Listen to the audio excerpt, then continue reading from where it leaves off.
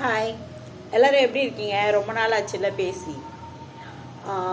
சும்மா கதை பேசிட்டு போகலான்னு வந்தேன். நான் ரொம்ப நாள் ஆச்சு எனக்கு உங்கள் கூடலாம் பேசியே. டைம் இல்லை பேசுறதுக்கு.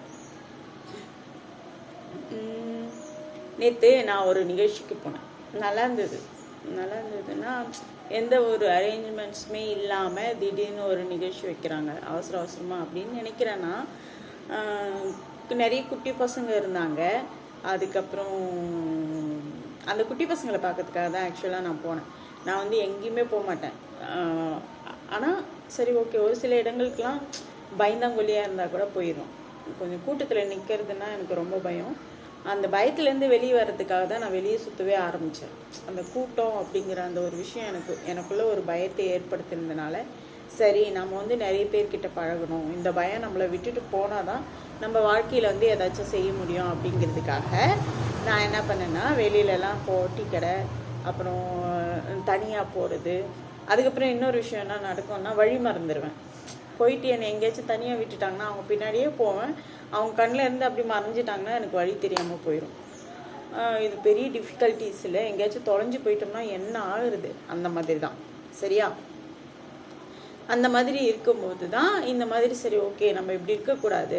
லைஃப் லாங் வந்து நம்ம கூட வந்து அம்மாவோ இல்லை அப்பா இல்லை அப்பா இல்லாத மாதிரி அம்மாவும் வந்து ஒரு நாள் வந்து இல்லாமல் போவாங்க.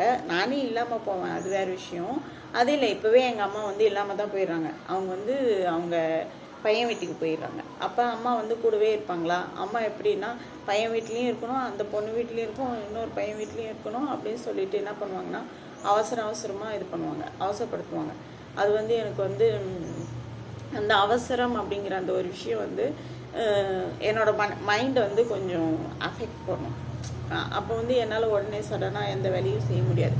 ஏன்னா நான் டிஃப்ரெண்ட்லி ஏபிள்டாக இருக்கிறதுனால, போலியோனால அட்டாக் ஆகிருக்கிறதுனால எனக்கு அது ஒரு பதட்டம் வந்துச்சுன்னா என்னுடைய உடல் வந்து டக்குன்னு இயங்காது.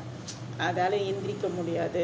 அதால் வந்து உங்கள் வேகத்துக்கு அதால் செயல்பட முடியாது. நீங்கள் சீக்கிரம் வா அப்படின்னு சொன்னீங்கன்னா என்னால் வர முடியாது. நான் பொறுமையாக நிதானமாக தான் இது பண்ணி அதுக்கப்புறம் தான் என்னால் வர முடியும். ஆனால் அதை எங்கள் அம்மா புரிஞ்சிக்க மாட்டாங்க. வா வா வா வா வா வா பையத்தின்னு வா வா வாவான்னுவாங்க. எனக்கு அந்த சமயத்தில் வந்து ரொம்ப கஷ்டமாயிடும். அது எந்திரிக்க கஷ்டம், அவ்வளோ வேகத்துக்கு ஈடு கொடுத்து வர முடியாது. அப்போ தான் யோசித்தேன் நம்ம இதுக்கு மேலே வந்து தனியாக ட்ராவல் பண்ணணும் அப்படின்ட்டு. எங்கள் அம்மா மட்டும் இல்லை, எனக்கு ஒரு ஃப்ரெண்டுன்னு ஒருத்தர் வந்து வாய்ச்சாங்க. அவங்களும் அதே மாதிரி தான் பண்ணாங்க. ஒரு முறை என்ன பண்ணிட்டாங்கன்னா என்னோடய பேக் எடுத்துகிட்டு வந்து என்னோட வீகோவில் வச்சுட்டு போனால் தான் நான் ஆஃபீஸ் போக முடியும். சரியா? அவங்க என்ன பண்ணிட்டாங்க, அவங்க வேலைக்கு போகிறதுக்காக நான் அவங்கள டிபெண்ட் பண்ணுறேன். அப்போ அவங்க என்ன பண்ணிட்டாங்க, அவங்களுக்கு வேலைக்கு சீக்கிரமாக போகணும் அப்படிங்கிறதுக்காக அவங்க மைண்ட்லேருந்து எண்ணெய் எடுத்துகிட்டு அவங்க பாட்டுன்னு அவங்க பேக் எடுத்து மாட்டிக்கிட்டாங்க. அவங்க பாட்டுன்னு போயிட்டாங்க. இப்போ நான் ஆஃபீஸ்க்கு போகிறது வந்து என்னோடய சாப்பாட்டு பையத்தை தானே மதியம் சாப்பிட முடியும். அப்போ எனக்கு ரொம்ப யோசிச்சேன்னா அப்படியே பேகை விட்டுட்டு நான் பாட்டுன்னு நகர்ந்து வந்து அப்போ வந்து ஸ்லோப் இருக்கும். நான் இருந்த வீட்டில் வாடகை வீட்டில் இருந்தேன் செங்கமில். அப்போ அந்த ஸ்லோப்பில் இறங்கி நான் வந்து என்னோடய வீகோ பிடிச்சி ஏறி உட்காந்து என் பேக் எடுத்துகிட்டு அது தூக்கி வைக்க முடியாது. இல்லைன்னா அங்கே இருக்கிறவங்க யாரையாச்சும் கூப்பிட்டு அதை வைங்க அப்படி சொல்லணும். ஆனால் அது கொஞ்சம் எப்படி சொல்கிறது, அது கொஞ்சம் அசிங்கமாக இருக்கும் எல்லாரையும் கூப்பிட்டு இது வைங்கன்ட்டு. ஒரு சிலர் வந்து வேலை செய்வாங்க, ஒரு சிலர் வந்து அப்படியே போவாங்க, ஒரு சிலர் வந்து ஒரு மாதிரி ஒரு பயங்கரமான ஒரு லுக் அப்படி இப்படி விட்டுட்டு போவாங்க. அதெல்லாம் செம்மையாக இருக்கும். அதனால் என்ன பண்ணிட்டேன், அந்த ஃபீல் வந்து கொஞ்சம் கஷ்டப்படுத்துறதுனால அன்றைக்கி வந்து அந்த சாப்பாடு பேக் அங்கேயே விட்டுட்டு அது அதுக்கப்புறம் ஒரு பெரிய சண்டே ஆச்சுன்னு வச்சுக்கோங்க எனக்கு அவங்களுக்கும் நடுவில். அதுக்கப்புறம் ஆஃபீஸ் வந்துட்டேன். அதுக்கப்புறம் இன்னொரு விஷயம் என்ன பண்ணுவாங்கன்னா எல்லாத்தையும் தூக்கி மேலே வச்சுருவாங்க அட்டத்தில். எனக்கு எட்டவே எட்டாது. நான் இருக்கிறதும் குள்ளும். நான் எந்திரிச்சு நின்று இப்படி கை எட்டுற தூரத்துக்கு தான் என்னால் எடுக்க முடியும். என்னால் ஒரு கையில் பேலன்ஸ் பண்ணிவிட்டு இன்னொரு நான் லெஃப்ட் ஹேண்டட் வேறு, ஒரு கையில் இந்த கையில் தான் பேலன்ஸ் பண்ணிட்டு எடுக்க முடியும். என்னால் எந்த உயரத்தில் புழங்க முடியுமோ அந்த உயரத்தில் தான் புழங்க முடியும். இவங்க என்ன பண்ணுவாங்கன்னா இவங்க வசதிக்கு ஏற்ற மாதிரி எல்லாத்தையும் எடுத்து வைப்பாங்க. அது ஒரு காண்டாச்சு. அப்புறம் இது உங்கள் பார்வையிலேருந்து இது பார்த்தீங்கன்னு வச்சுக்கோங்களேன், இது ரொம்ப சின்ன விஷயமா தெரியும். ரொம்ப சின்ன விஷயம் தான். ஆனால் அந்த சின்ன விஷயத்த நீங்கள் மாற்றிக்கவே மாட்டீங்க. ஆனால் என்ன தான் குறை சொல்லிகிட்டே இருப்பீங்க. யாராக இருந்தாலும் சரி, நீ தான் மாறணும். நான் வந்து உன்னை வந்து ஒரு ஊனமுற்ற பெண்ணாகவே நினைக்கல அப்படின்னு சொல்லுவாங்க எங்கள் வீட்டில் கூட. நீ வந்து ஒரு டிஃப்ரெண்ட்லி ஏபிள்டாகவே எங்கள் பார்வைக்கு தெரியல, நாங்கள் அப்படி ஃபீல் பண்ணலை அப்படிம்பாங்க. என் பொண்ணு ஒருத்தி இருக்கான், அவள் அப்படி தான் சொல்வாள், நான் அப்படி ஃபீல் பண்ணல மம்மி அப்படின்வா. ஆனால் அதில் இருக்கிற கஷ்டத்தை வந்து புரிஞ்சிக்கவே மாட்டான். அவள் இயல்பாகவே அவள் அந்த மாதிரி தான் பண்ணுவாள். அதனால் நான் என்ன பண்ணிவிட்டேன், எங்கள் ஃபேமிலியிலேருந்து நான் விலக ஆரம்பிச்சிட்டேன். எப்படின்னா, இவங்க கூட இதுக்கு மேலே ட்ராவல் பண்ண முடியாது. தண்ணி தூக்கி மேலே வச்சுட்டாங்கன்னா தண்ணி எடுக்க முடியாது. சாப்பாடு சமைச்சு தூக்கி மேலே வச்சுட்டாங்கன்னா சாப்பாடு எடுத்து சாப்பிட முடியாது. நம்மளாம் இண்டிவிஜுவலாக எதுவுமே பண்ண முடியாது. அதே மாதிரி தான் இந்த இந்திய கவர்மெண்ட்டும் மாற்றுத்திறனாளிகளுக்கு பண்ணிகிட்ருக்கு. ஒவ்வொரு மாற்றுத்திறனாளி வந்து ஒவ்வொரு மாதிரி இருப்பாங்க. அன்றைக்கி நான் வந்து சரி படிக்கலாம்னு சொல்லிட்டு போனேன்னா ஒரு இடத்துல வெளிச்சம் இருந்தது, படிச்சுட்டு இருந்தேன். அப்புறமானா அது வந்து சுகாதாரத்துறை அப்படி ஹாஸ்பிட்டல் நினைக்கிறேன், சரியா, படிச்சுட்டு இருந்தேன். அந்த ஒரு நர்ஸக்கா வந்து என்ன சொன்னாங்க, நீங்கள் போய் வெயிட்டிங் ஹாலில் உட்காந்து படிக்கலாம்ல அப்படின்னாங்க. அப்போ தான் யோசித்தேன், வெயிட்டிங் ஹால் ஒன்று கட்டி வச்சுருக்காங்க, அது நார்மல் பர்சனுக்கு தானே கட்டி வச்சுருக்காங்க, சுற்றி காம்பவுண்ட் போட்டு வச்சுருக்காங்க. என் வீகோ போகாது, என்னால் ஸ்டிக்கு வச்சு நடக்கிறதே நான் ரொம்ப நாள் மறந்துட்டேன். அது ஒரு பெரிய கதை. அதுக்கப்புறமா அந்த கதையெல்லாம் நிறைய எழுதி வச்சுருக்கேன். அதுக்கப்புறமா எப்பயாச்சும் வாய்ப்பு இருந்தால் அதையும் சொல்கிறேன். ஆனால் அப்படி சொல்லிட்டாங்க. சரி வெயிட்டிங் ஹால் எங்கடா இருக்குன்னு பார்த்தா என் வீகோ போகாது, என்னால் நடந்து போக முடியாது. அந்த வெயிட்டிங் ஹாலை நான் பயன்படுத்த முடியாது. மற்ற ஒரு கால் கொஞ்சம் ஸ்லோவாக நடக்கிறவங்க பயன்படுத்தலாம், இல்லை தவழ்ந்து நகர்ந்து போயிடுறவங்க கூட பயன்படுத்த முடியும். அவங்களுக்கு தவழ்ந்து பழக்கமாக இருக்கும். எனக்கு வந்து தவழ்ந்து பழக்கமே போயிடுச்சு. ஏன்னா அது தவழ்ந்தா வந்து முட்டிலாம் புண்ணாகுது சொல்லிட்டு நான் தவழறதே விட்டுட்டேன். அதுக்கப்புறமா வந்து ஸ்டிக் வச்சு நடக்கிறத விட்டுட்டேன். எப்போவுமே வந்து வீகோ வீட்டுக்குள்ளே மட்டும்தான் அப்படி நகருவேன். அப்புறம் வாசலில் இருக்கேன், அங்கேயே வந்து வீகோ வச்சுருப்பேன். அதில் ஏறி அப்படியே வந்து சாத்தனூர் வந்துட்டு திரும்ப அப்படியே வந்து இப்படியே வந்து வீட்டில் வந்துடுவேன். வேறு எங்கேயும் போக மாட்டேன், வேறு யார் வீட்டுக்கும் போக மாட்டேன், யார் கூப்பிட்டாலும் போக மாட்டேன். சமீப காலங்களில்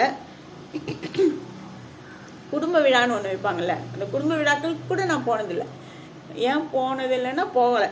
அதுக்கு இறங்கி நடக்கணும், இல்லைன்னா எங்கள் வீட்டில் இருக்கிறவங்கள யாரையாச்சும் தூக்க சொல்லணும். எல்லாருக்கும் வயசாயிடுச்சு, என்னை தவிர எல்லாருக்குமே வயசாயிடுச்சு. எங்கள் அக்கா பசங்களுக்கு கூட வயசாயிடுச்சு, அவங்களால கூட என்னை தூக்க முடியல. ஸோ அதுக்கப்புறம் இப்போல்லாம் வந்து தேவ் தான் என்னை தூக்குறான், அதாவது என் தம்பி பையன். அவங்க ஈக்குவலுக்கு தான், அவங்க கூட தான் என்னால் ட்ராவல் பண்ண முடியும். அதனால் அந்த மாதிரி என்னோடய லைஃப். இப்போ என்ன சொல்ல வந்தேன்னா, அந்த நிகழ்ச்சி நல்லா இருந்துச்சு. அரேஞ்ச்மெண்ட்ஸ் எதுவும் பண்ணல, கொஞ்சம் சொதப்பல் இருந்துச்சு. பெரிய மனுஷங்களுக்கு ஏற்ற மாதிரி இருந்தது, ஆனால் குழந்தைங்களாம் நல்லா இருந்தது, ஜாலியாக இருந்தது. அதுதான் பார்த்துட்டு நல்லா வேடிக்கை பார்த்துட்டு வந்தேன்னா, அதுக்காக தான் சொன்னேன்.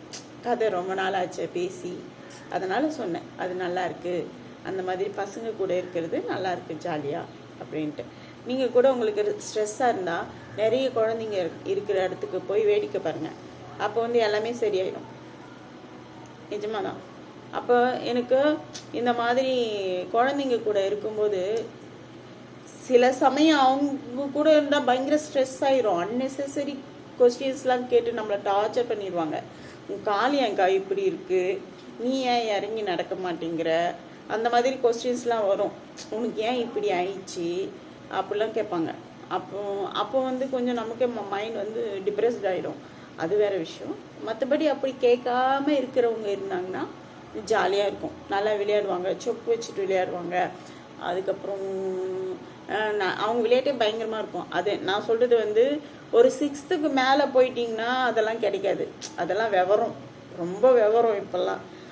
அது வந்து என்னடி விளையாடுவீங்க, ஃபயரா, ஃப்ரீ ஃபயர், அப்புறம் என்னது பப்ஜியா, ஃப்ரீ ஃபயர், பப்ஜி அப்படி போகிறாங்க. அந்தளவுக்கு நாலேஜெலாம் நமக்கு கிடையாது. நம்மளாம் அஞ்சாம் கிளாஸோட சரி. நான் இல்லம் தேடி கல்வியில் கூட 5ஆம் கிளாஸ் வரைக்கும் இருக்கிற குழந்தைங்களுக்கு கிளாஸ் எடுக்கிறதுக்கு சொல்லிட்டாங்க சார் சொன்னேன். என் கால கிரகம் என்னை வந்து 8th போட்டாங்க. ஏன்னா நான் வந்து MA Tamil 8th 9th 6th 8th வரைக்கும் போட்டாங்க. அந்த பசங்களெல்லாம் நம்மளால் சமாளிக்க முடியாது, அதுங்க என்ன மேய்ச்சிட்டு போயிடும். சரியா, பக்கத்தில் உட்காந்து அந்த லெவல் தான் என்னோட மைண்டு. ஸோ நானும் அவங்க பக்கத்தில் அவங்கள சொல்ல முடியாது. அவங்க கூட உட்காந்து நானும் கதை பேச ஆரம்பிப்பேன், சாக்லேட் சாப்பிட ஆரம்பிப்பேன். அந்த மாதிரி அவங்கள கண்ட்ரோல் பண்ணுற அளவுக்குலாம் நம்மளுக்கு வந்து ஸ்ட்ரென்த் கிடையாது. ஜாலியாக அவங்க கூட பேசிகிட்டு இருப்பேன், அவ்வளோதான். அந்த அளவுக்கு தான் நமக்கு மென்டல் ஸ்ட்ரென்த் இருக்குது. அந்த மாதிரி இது வந்து வேறு மாதிரிலாம் இது புரிஞ்சிக்கக்கூடாது. என்னென்னா நானும் அந்த அளவுக்கு தான் இருக்கேன், நானும் ஜாலியாக இருப்பேன் அவங்க கூட. இந்த படிக்கிறதை பற்றிலாம் பேசணுன்னா கஷ்டம். அவங்க கூட நிறைய கதை பேசுவாங்க, அவங்க வேறு வித்தியாசமான கதை பேசுவாங்க. நமக்கு ஸ்ட்ரெஸ் பர்னர் வேணும்னா எல்கேஜிலேருந்து 5ஆம் கிளாஸ் பிள்ளைங்க வரைக்கும் கொஞ்சம் போய் வேடிக்கை பார்க்கலாம். ஆனால் அவங்க கூடவே நிரந்தரமாக இருக்க முடியாது. இப்போ சொல்கிறேன், போய் கொஞ்சம் வேடிக்கை பார்க்கலாம். அழகாக இருப்பாங்க, அழகாக க்யூட்டாக சிரிப்பாங்க, அழகாக இது பண்ணுவாங்க, எல்லாம் பண்ணுவாங்க.